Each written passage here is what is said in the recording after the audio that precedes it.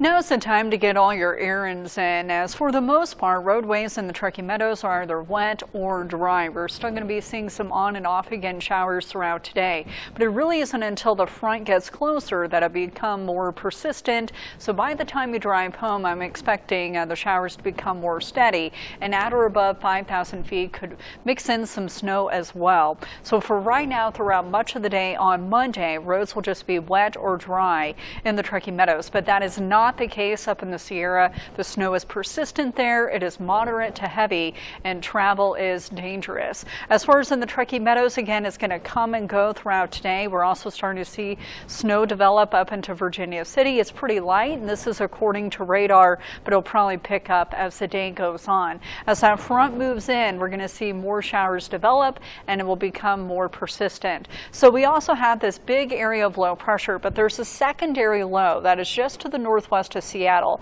and that one's going to move in here tonight into tomorrow. With it, we'll also have a cold front. So as that moves in, that will give us the added boost to the energy, the cold air, to see the bulk of the snow on Tuesday. For right now, though, you can see a really good band of snowfall up and down the Sierra, which is from uplift with the flow coming out of the west-southwest. Every now and again, we are seeing some spillover in the valley, but it's not going to be a washout today. Most of us are above freezing here in the Truckee Meadows, but it's 40 out at the airport, 41 in Carson City, and the time right now is around noon.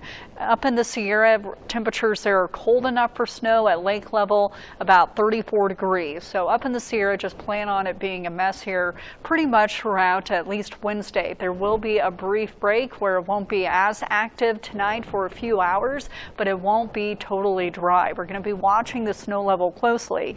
Now keep in mind here, this day planner shows a lot of rain and snow, but it's not going to be consistent. It's going to come and go, and roads throughout much of today in the valley again will be wet or they will be dry. As that front moves in, by the time you head home, that's when I think it will be more persistent and more steady. Then after that, we'll get a little bit of a break and we'll come and go overnight once again. Here's a look at all the different alerts, and purple would be a winter weather advisory. That's not as serious as a winter storm warning, but enough to give you a heads up that, hey, there's going to be some impacts. Maybe I should stay home or at least take it very slow.